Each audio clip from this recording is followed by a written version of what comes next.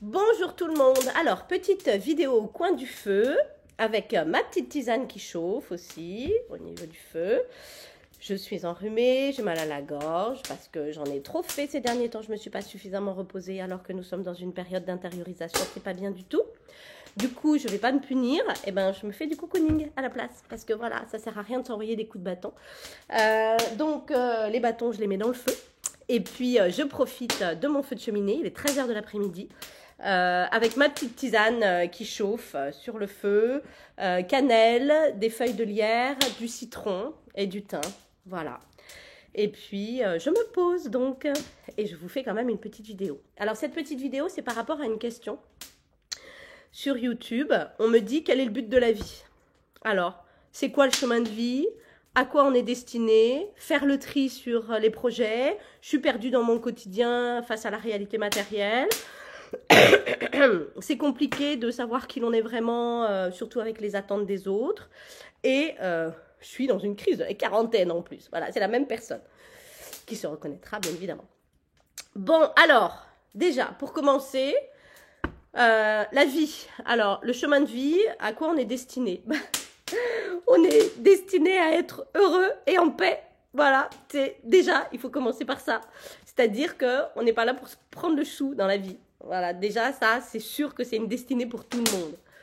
Après, bien évidemment, derrière, il y a cette notion de création. Parce que la vie, c'est quoi? D'abord, c'est intéressant que vous puissiez voir aussi qu'est-ce que c'est que la non-vie. Et de regarder un peu le contraire. Alors, on voit bien, bon, la non-vie, ça peut être des gens qui sont morts, bon, jusque-là, voilà. Mais c'est quoi la différence entre les gens qui sont en vie et les gens qui sont un peu morts, qui sont... Voilà, il n'y a pas de... et ben voilà, il n'y a rien. Il n'y a rien quoi? Il n'y a pas de création. Il n'y a pas de pétillant. Il n'y a pas de projet. Il n'y a pas d'expérience, d'expérimentation, voilà, au quotidien. Il n'y a pas de création et il n'y a pas de choses qui vibrent et qui pétillent. Parce que la vie, c'est ça, en fait.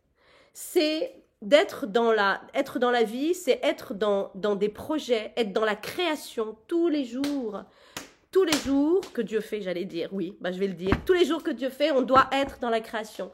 Ça peut être des petites choses dans la création, ça peut être faire des confitures, moi j'ai fait des confitures hier, ce matin j'étais sur mon potager en permaculture, on s'en fout de ce que c'est en fonction de vous, ce qui vous anime de l'intérieur. Et donc, le but dans la vie et le chemin de vie, en fait, c'est tout simplement d'être dans cette vie, dans cette création. Alors, c'est pas forcément attendre un résultat derrière, c'est vivre la création. Parce que si vous n'êtes là qu'à attendre un résultat, quel qu'il soit, en fait, ça veut dire que vous n'appréciez pas tout ce cheminement en fait de vie et de création. Et donc, ça déjà, c'est une première chose qui est vraiment importante, c'est de comprendre que la vie, c'est être dans la création. Être dans la connaissance, être dans le pétillant. Alors, la question fait aussi, il faut faire le tri dans les projets. Bah oui, on peut pas faire plein de projets forcément en même temps. À un moment donné, il va falloir faire un tri. Mais le tri, vous allez le faire par rapport à quoi? Par rapport à ce que vous voulez créer là, à l'intérieur de vous. Par rapport à qui vous voulez être profondément. Donc, ça veut dire le respect aussi de vos valeurs. Qui vous êtes profondément, qui vous voulez être profondément et comment vous avez envie d'acter face aux situations, quelles qu'elles soient. Et ça, c'est votre création. Donc, c'est sûr que c'est pas je fais les choses en fonction de là où les gens m'attendent. Ça, c'est pas de la vie du tout. C'est de vouloir plaire aux autres. Et en fait, on n'est pas là pour plaire aux autres. Parce que le problème, c'est que si on n'est pas dans la vie et qu'on cherche à plaire aux autres, d'abord, c'est qu'on n'est pas dans notre création. On cherche juste à faire plaisir à l'autre. Et du coup, après, ça pose des problèmes au niveau des relations, quelles qu'elles soient, amicales, affectives ou autres. Donc, ce qui est important, c'est, dans cette vie, c'est de créer sa vie, de créer qui l'on veut être et comment est-ce qu'on veut agir face aux situations que nous rencontrons. Et ça, c'est de la création. Et ça, c'est de la vie. Ce qui est important de voir aussi, c'est que les personnes autour de soi, en fait, ce sont des protagonistes de notre vie. C'est-à-dire, c'est comme si on était dans une espèce de pièce de théâtre. Et puis, il y a des gens que l'on voit une fois, deux fois, avec qui on partage de l'affectif, avec lesquels on partage aussi de l'amour, donc avec une notion un peu plus importante, avec une notion sacrée hein, dans l'amour, bien évidemment. Donc ça veut dire que quand les gens sont en couple, sont pas agréables les uns les autres et qu'il peut y avoir de la violence et des choses comme ça, ben ça veut dire que ça rend la relation plus du tout sacrée du tout. Bref, parenthèse. Ce qui est important de comprendre, c'est que dans la vie, autour de soi, en fait, on a des protagonistes, comme une pièce de théâtre. On a des scènes qui se jouent différentes en fonction de quand on voit ses voisins, quand on va faire nos courses, quand on va à des activités associatives ou autres. Voilà, on a des protagonistes autour, avec des lieux différents, avec des événements différents. Et tout ça, en fait, c'est de l'expérience. Donc ça veut dire qu'il est important dans la vie de pouvoir, du coup, s'ouvrir aux autres, de ne pas rester confiné, parce que du coup, il n'y a plus de création possible, il n'y a plus d'expérience possible. Parce qu'à chaque fois que vous êtes en relation avec quelqu'un, et en fait, c'est une expérience qui se crée. C'est-à-dire, comment est-ce que moi, dans mes valeurs, j'ai envie de fonctionner par rapport à cette personne-là? Est-ce que je respecte mes valeurs ou pas? Est-ce que je mets un masque ou j'agis en fonction de ce que la personne a envie que je fasse? Voilà, en fait, c'est voué à l'échec et c'est pas possible. Donc, ce qui est important, c'est de comprendre que les gens qui sont autour de nous sont des protagonistes de notre vie. Ils nous permettent une expérimentation en plus. Ils nous permettent de vivre des situations différentes en plus. Alors, vous allez me dire, bah ouais, mais quand on vit des situations et des expériences pas cool, du coup, merci quoi, merci la vie. Oui, en fait. Ça veut dire que si vous créez des situations en fait qui ne sont pas belle pour vous et que voilà, ça veut dire qu'il faut modifier votre point de vue, modifier votre comportement. Ça, c'est des choses, j'en parle souvent en fait dans les vidéos. Ce qui est important, c'est de modifier votre point de vue face aux situations quand vous voyez que ça n'agit pas ou ça ne fonctionne pas comme vous aimeriez que ça fonctionne. Donc ça veut dire qu'il y a quelque chose qui n'a pas été juste à un moment donné et qu'il va falloir remodifier, remettre les pendules à l'heure par rapport à ce que vous vivez et en fait qui ne vous plaît pas, qui ne vous plaît plus. Voilà. Donc ça c'est une notion qui est importante. Et après, il va falloir choisir les projets pour être dans cette création. Mais ce qui est important, c'est qu'il va falloir choisir les projets juste parce que ça vous anime de l'intérieur. Pas pour combler un vide. Du tout. Pas pour attendre un résultat non plus. Du tout. C'est-à-dire que la vie, je le redis, la vie, c'est la création, c'est de créer. Donc, ça veut dire que vous allez choisir des projets conscients, respectueux, en fait, de vos valeurs. J'ai envie d'éternuer. Respectueux de vos valeurs. Et vous allez choisir ces projets-là et vous allez créer. Et je le redis, il ne faut pas ni attendre de résultats particuliers. Il faut vivre le moment. Quand on parle du moment présent, c'est ça. Vivre, c'est être dans la création au moment présent, c'est-à-dire se rendre compte que ce que l'on fait est en lien avec nos valeurs, est en lien avec notre chemin. Mais le chemin, c'est quoi? C'est qu'est-ce qui me fait vibrer de l'intérieur? Qu'est-ce qui me fait vibrer de l'intérieur? Et c'est ça, en fait, qui est important.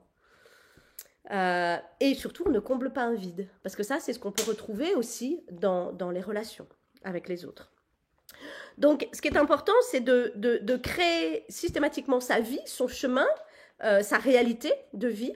Il faut la créer, mais il faut la créer à chaque instant. Ça veut dire que ça peut se modifier au fur et à mesure. Quand je vois des gens qui ont le même travail, le même mode de fonctionnement de 20 ans jusqu'à la retraite, je me dis, là, ils sont passés à côté de quelque chose parce qu'en fait, c'est pas possible. Ça veut dire qu'entre 20 ans et 40 ou plus, il y a eu une expérimentation, il y a eu des rapports humains, des expériences, et donc ça doit amener à certaines modifications puisque tout est impermanent. Donc ça doit se modifier. Ce qui est important, c'est de reconnaître que les projets ou les situations que vous vivez, en fait, il faut les modifier. Moi, c'est ce qui s'est passé quand j'étais à Saint-Nazaire et que j'ai décidé de quitter Saint-Nazaire. Je sentais que ma créativité, en fait, je ne pouvais plus. J'avais besoin d'un autre espace, j'avais besoin d'une autre dynamique pour continuer à créer. Et donc, je ne pouvais plus rester. Ça faisait déjà quelques temps que je l'avais dit, mais là, il fallait que je le fasse. Ça devenait hyper important. Voilà. Et donc, voilà, la vie, c'est prendre conscience de cette création au moment où on la crée. Voilà. Et puis, ne pas avoir peur de modifier, si ça ne nous convient pas. Voilà, de modifier. Après, par rapport à la relation à l'autre, parce que ça fait partie aussi de la vie et du chemin de vie, parce qu'on est bien d'accord qu'on est tous en interaction. Si les autres n'étaient pas là, ben on serait rien. Voilà, que les choses soient très claires, hein, surtout pour les gens qui ont un ego surdimensionné. Prenez conscience que si vous étiez tout seul, ben, vous ne serez rien. Donc, l'importance, il est important de prendre conscience de l'importance de l'autre. Mais c'est toujours pareil, l'autre, il faut le laisser vivre aussi ses expériences. Ça veut dire que dans les relations affectives ou amoureuses, il est important de laisser chacun vivre et expérimenter. Alors c'est sûr, il y a une réunion d'expérimentation dans une vie de couple par exemple, mais il est important que chacun puisse vivre ses expériences qui sont décidées par rapport à ses valeurs personnelles. Donc vous voyez, il n'y a plus d'histoire de « ah oui, c'est ce projet ou celui-là, c'est celui que l'on ressent de l'intérieur. Et donc, quand on vit avec quelqu'un, il faut laisser l'autre aussi être dans son expérience. Parce que l'autre ne nous appartient pas, on est bien d'accord. Il y a une notion de liberté qui est importante. Dans la relation à l'autre, dans le fait de vivre, et le but de la vie, c'est de pouvoir être en relation avec l'autre, mais c'est de pouvoir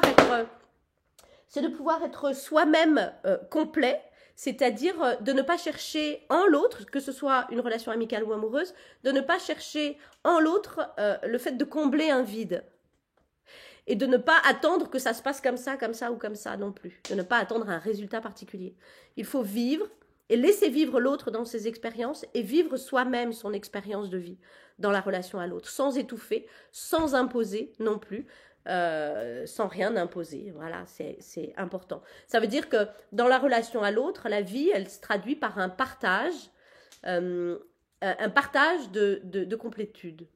Voilà, un partage de complétude. Ça veut dire qu'à partir du moment où on est complet, nous à l'intérieur, et comment on est complet, je vous en parle beaucoup là dans cette saison d'hiver. Être complet, c'est être en accord avec soi, c'est écouter ses valeurs, son éthique, respecter, agir en fonction de ses valeurs et son éthique. Et en fait, c'est ça qui est important. Et de vivre les projets comme on a envie de les vivre.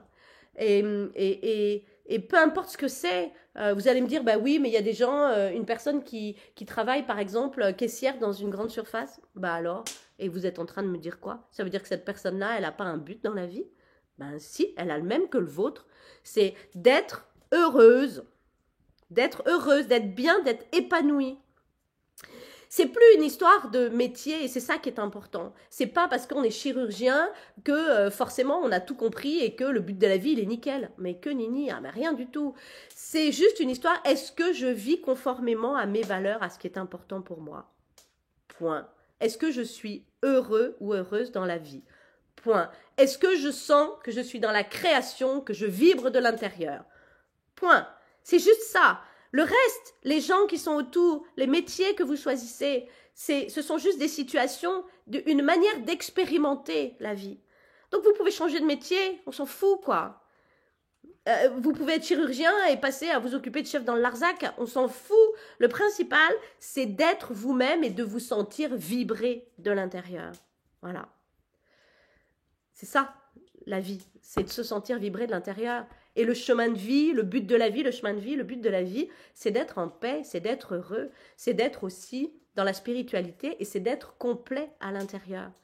Et de vivre avec l'autre dans le partage, mais de ne pas chercher à ce qu'un métier nous remplisse, à ce qu'un lieu nous remplisse, à ce qu'une personne nous remplisse. Alors bien sûr, il y a une nourriture qui se fait dans les rapports, je ne vais pas vous dire le contraire, mais il ne faut pas attendre ça.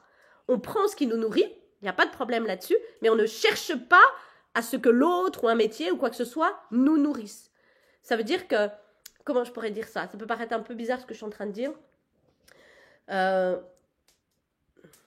veut dire qu'on choisit, on choisit des métiers par rapport et des gens avec lesquels on a envie de partager parce qu'il y a la possibilité d'un échange et d'un échange équilibré. Après, voilà, c'est sûr, un métier, ça va nous nourrir, des personnes, ça va nous nourrir, mais derrière cette notion de nourriture, il faut pas se dire « je fais ça parce qu'avant j'étais vide ». C'est cette notion-là qui est un peu subtile, là, je veux pas que vous vous plantiez, parce que il est clair que des personnes nous nourrissent, des lieux nous nourrissent, tout ça, oui. Mais il ne faut pas rechercher, en fait, à combler un vide. Voilà, il faut juste être dans la création. Vous voyez, c'est pas pareil. C'est pas la même chose. C'est subtil, hein, mais il faut, voilà, il faut chercher à créer et chercher à expérimenter. Voilà. Donc, c'est clair que moi, quand j'ai décidé de partir de Saint-Nazaire, ça ne me nourrissait plus. Mais c'est parce qu'il n'y avait pas de créativité. Il n'y avait plus de créativité possible à ce niveau-là. Je change de lieu, la créativité se remet en place. Voilà, c'est-à-dire que j'ai choisi de créer une réalité différente. Bien sûr, il y a une notion de nourriture. Bien sûr que les gens que je croise me nourrissent. Mais je ne les croise pas parce que j'ai besoin qu'ils me nourrissent pour combler un vide. Vous voyez, c'est subtil. Hein. J'espère que vous comprenez ce que je dis. J'espère.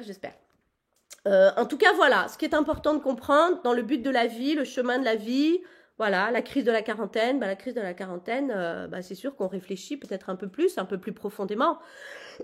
C'est comme la spiritualité, vous voyez, la spiritualité, c'est pas juste oh là là, je vais dans une forêt, je regarde les fleurs, oh c'est trop beau, c'est trop magnifique. Non, c'est bon, ouais, hop, on redescend, on met les pieds bien ancrés au sol, et oui, c'est beau, mais vous voyez, il n'y a pas besoin de décorum non plus. C'est les gens qui parlent beaucoup, en fait, de tout ça, mais derrière, en fait, il n'y a pas de profondeur. Alors moi, j'ai un gros problème avec ça, hein, c'est-à-dire que quand les gens, pardon, j'en tousse beaucoup, quand les gens sont pas dans la profondeur, ça me gonfle très rapidement.